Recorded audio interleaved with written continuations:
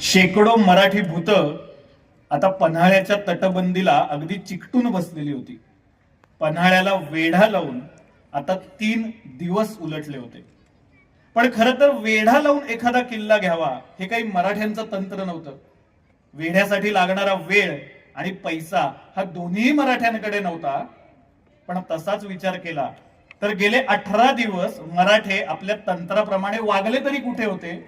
10 November 1659 ला दुपारी 1:30च्या सुमारास शिवछत्रपतींनी जेव्हा स्वहस्ते अफजल खान फाडला ते तरी कुठल्या तंत्राला धरून होतं.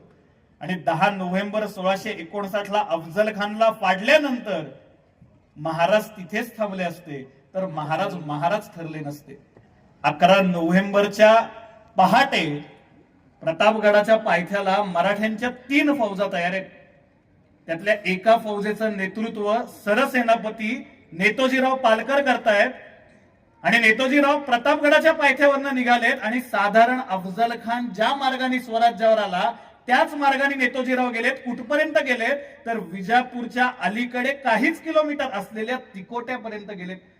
मधली सगळी विजापुरी ठाणी नेतोजीराव मारत मारत थेट विजापूरकरांच्या राजधानीपर्यंत जाऊन पोहोचले. दुसऱ्या फौजेचं नेतृत्व स्वतः शिवाजी महाराज करतायत. मित्रांनो, 11 नोव्हेंबर 1659 ला प्रतापगडाच्या पायथ्यावरनं निघालेली शिवाजी महाराजांच्या नेतृत्वातली फौज मधली सगळी ठाणी किल्ले मारत केवळ 15 दिवसात म्हणजे 25 नोव्हेंबर 1659 ला कोल्हापुरात पोहोचली. मधली सगळी ठाणी किल्ले केवळ 15 दिवसात महाराजांनी स्वतः स्वराज्यात आणले. आता तुम्ही प्रश्न विचाराल, एवढे मोठे किल्ले त्याच्यावर विजापूरकरांची फौज एवढ्या कमी वेळात जवळपास 150 पावणे 200 किलोमीटर मधले हे सगळे किल्ले महाराजांनी कसे काय स्वराज्यात आणले असतील? याचं उत्तरही सोपं आहे. अफजल खान जेव्हा स्वराज्यावर नामजात झाला तेव्हा जशी आपल्या 12 मावळातल्या देशमुख वतनदारांना फरमानं गेली होती तशीच फरमानं या किल्ल्यावरच्या आदिलशाही ठाणेदारांना किल्लेदारांनाही गेली होती की गरज असेल तेवढी शिबंदी किल्ल्यावर ठेवा आणि उरलेलं सैन्य अफजल खानाच्या नेतृत्वाखाली पाठवून द्या. ते सगळं सैन्य आपल्या लोकांनी जावळीच्या रानात बुडवून टाकलेलं होतं. आता किल्ल्यावर मोजकी लोक राहिली होती आणि तीही या अति आत्मविश्वासात असतील एकतर आपले खान साहेब हे मराठ्यांच्या राजाला पकडणार आहेत किंवा मारणार आहेत. पण एक दिवस किल्ल्याच्या पायथ्याशी जेव्हा हर हर महादेवच्या गर्जना ऐकू आल्या आणि या तटबंदीवरून या आदिलशाही लोकांनी जेव्हा खाली मान करून पाहिलं असेल तेव्हा त्यांना लक्षात आलं असेल की अरे खानसाहेब नाहीत, मराठ्यांच्या फौजा आल्यात, मराठ्यांचा राजा आलाय. त्यांना प्रश्न पडला असेल खानसाहेब कुठे गेले, तर खानसाहेब गेले वरती आणि नंतर कायमचे खालती. आज 350 वर्ष झाली खानसाहेब खालतीच आहेत, प्रतापगडाच्या पायथ्याला झोपलेले आहेत. आणि शिवाजी महाराज आलेत, लोकांनी देऊन टाकलेत किल्ले. लढाया झाल्या नाहीत, लोकांनी किल्ले देऊन टाकले. या किल्ल्यांवर भगवा निशाण फडकलं आणि 25 नोव्हेंबर 1659 ला महाराज स्वतः कोल्हापुरात पोहोचलेत. आता काही मैलांवर होता पन्हाळा आणि मराठ्यांनी पन्हाळ्याला वेढा लावला. 28 नोव्हेंबरच्या त्या रात्री आपल्यातली काही लोक जी तटबंदीला होती ती तटबंदी चढून माळा लावून आत गेली. 4 दरवाजा उघडला, बाकीचं सैन्य आत घुसलं आणि 28 नोव्हेंबरच्या मध्यरात्री पन्हाळ्याचा आदिलशाही किल्लेदार शरण आला आणि 28 नोव्हेंबरला पन्हाळा महाराजांच्या नेतृत्वाखाली स्वराज्यात दाखल झाला. नोंद अशी सांगते की महाराजांनी रात्री मशालींच्या उजेडात पन्हाळा फिरून पाहिला. मित्रांनो, महाराजांनी 4 दरवाजा पाहिला असेल, देखणा असा 3 दरवाजा पाहिला असेल, सज्जा कोठी पाहिली असेल, गंगा यमुना सरस्वती अंबरखाने पाहिले असतील, धान्य कोठार पाहिली असतील, सोमेश्वराचा तलाव पाहिला असेल, सोमेश्वराचं दर्शन घेतलं असेल, अंधारबाव पाहिली असेल, अख्खी तटबंदी फिरून पाहिली असेल, दुतोंडीचा बुरुज पाहिला असेल, पुसाटीचा बुरुज पाहिला असेल, दौलतीचा बुरुज पाहिला असेल, तो देखणा असा पन्हाळा महाराजांनी स्वतः स्वराज्यात आणलेला 28 नोव्हेंबरच्या मध्यरात्री मशालींच्या उजेडात फिरून पाहिला असेल. आदिलशाहीच्या मुकुटातला कौस्तुभमणी शोभावा असा पन्हाळा महाराजांनी स्वतः स्वराज्यात आणल्याची तारीख आहे 28 नोव्हेंबर. खूप महत्वाची तारीख आहे आपल्यासाठी. मित्रांनो, जसा पन्हाळा स्वराज्यात आला, नेतोजीरावांचं सैन्य विजापूर पर्यंत गेलं, या बातम्या सुरुवातीला आदिलशाहीला खऱ्याच वाटत नव्हत्या. सुरुवातीला अफवाच होत्या. मग आजकाल सूत्रांकडनं जातात तशा बातम्या गेल्या. पण एक दिवस जेव्हा अफजल खानाचा मुलगा फाजल खान हा विजापुरातल्या मुख्य रस्त्यावरनं फाटक्या कपड्यानिशी आणि अंगावर जखमा घेऊन चालत गेला, तेव्हा विजापूरकरांची खात्री पटली की होत्याचं नव्हतं झालेलं आहे.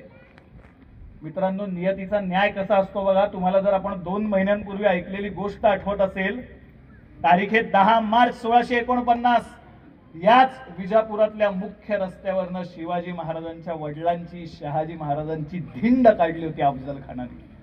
आणि आज 10 वर्षांनी त्याच विजापुरातल्या मुख्य रस्त्यावरनं अफजल खानाचा मुलगा फाजल खान हा फाटक्या कपड्यानिशी आणि जखमानिशी अनवाणी चालत गेलेला आहे. नियतीचा न्याय हाय, आणि फक्त नियतीचा न्याय नाहीये, हे महाराजांचं कर्तृत्व आहे.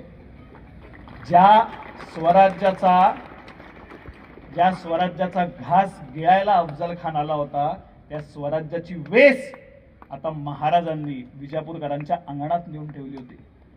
त्या बड्या बेगमेनी महाराजांना शिव्यांची लाखोली वाहिली, छाती पिटत रडायला लागली. तो अली आदिलशाह, 18-20 वर्षांचा अली आदिलशाह बादशाह, याने बिछाण्यावर अंग टाकून दिला, हातपाय झाडत तो रडायला लागला. वजीरांनी शाही नौबत बंद केली, तख्तावर पांढरी चादर अंथरली. मित्रांनो, विजापूरकर सुतकात गेले नव्हे, महाराजांनी आपल्या कर्तृत्वाने आदिलशाही सुतकात घालवली. आणि महाराजांचं हे कर्तृत्व आहे, हे साध्य केवळ अफजल खान वध हे साध्य नाहीये. बरं, अफजल खान वधाला शिवाजी महाराजांनी साधन बनवलंय. आणि ग्रँड स्ट्रॅटेजी काय आहे, तर ग्रँड स्ट्रॅटेजी ही आहे की अफजल खान वध झाल्यानंतर विजापूरकर बेसावध असताना आपल्याला स्वराज्य हे आदिलशाहीत वाढवायचंय, जास्तीत जास्त मुलूक काबीज करायचंय. आणि जवळपास 150 किलोमीटरचा पट्टा काबीज केला. मी तुम्हाला सांगितलं 3 फौजा निघाल्या. 3ऱ्या फौजेचं नेतृत्व दोरोजी नावाचे एक सरदार करतायत आपले, ते कोकणात उतरलेत. पण त्याआधी एक लढाई झाली. आता कोणीतरी सामना केला पाहिजे, एवढं मराठ्यांचं सैन्य आलंय, कोणीतरी त्यांचा सामना केला पाहिजे. नाहीतर आता हा सरसेनापती आणि त्यांचा हा राजा हे विजापूरचा घास घ्यायला कमी करणार नाहीत. म्हणून बड्या बेगमेने परत दरबार भरवला. ही गोष्ट खरी आहे.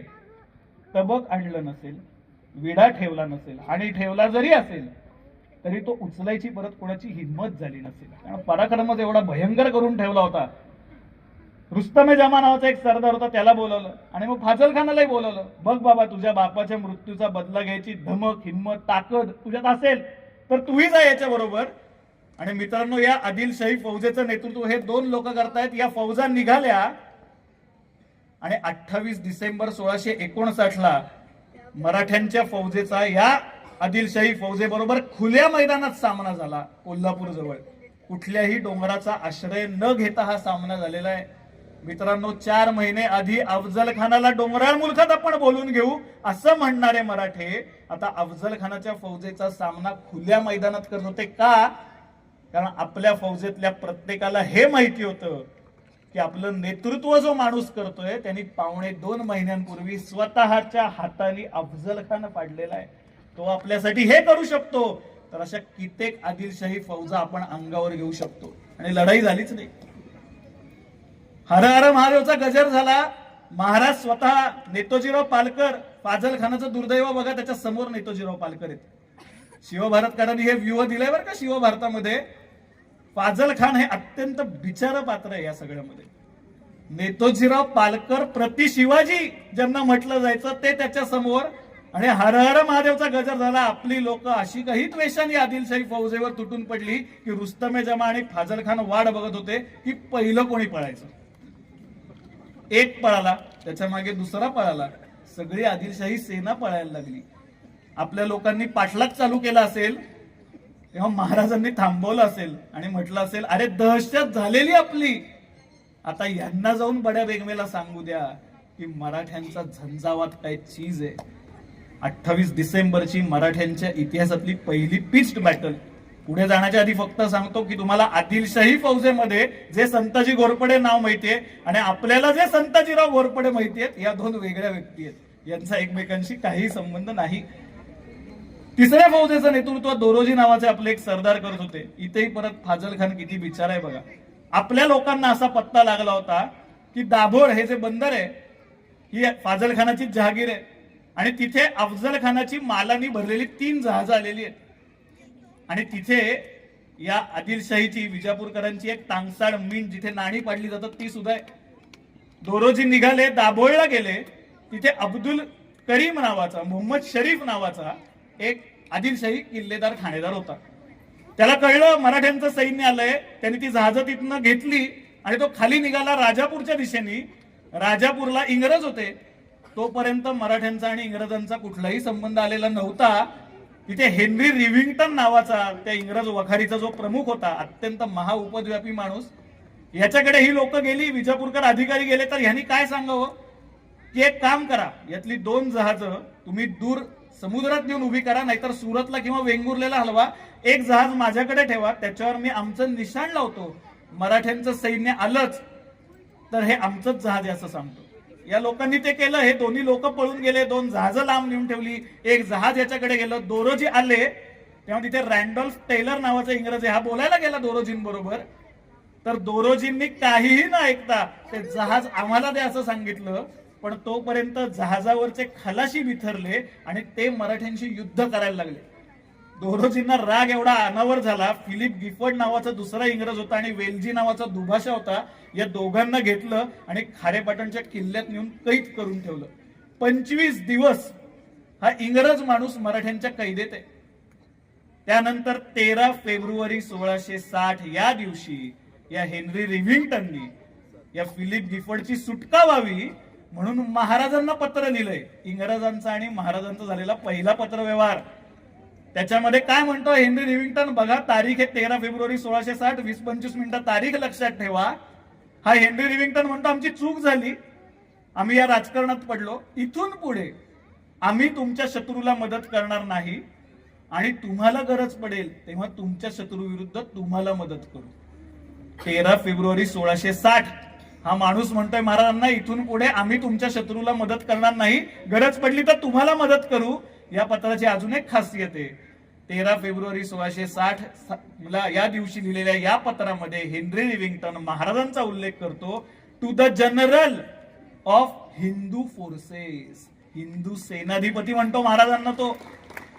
21व्या शतकात शिवाजी महाराजांबद्दल कोणाला काय वाटतं याच्यापेक्षा 17व्या शतकात समकालीन लोकांना जी 7 समुद्रा पार आली आहेत त्यांना महाराजांविषयी काय वाटत होतं हे जास्त महत्वाचं आहे. म्हणून हे सांगितलं.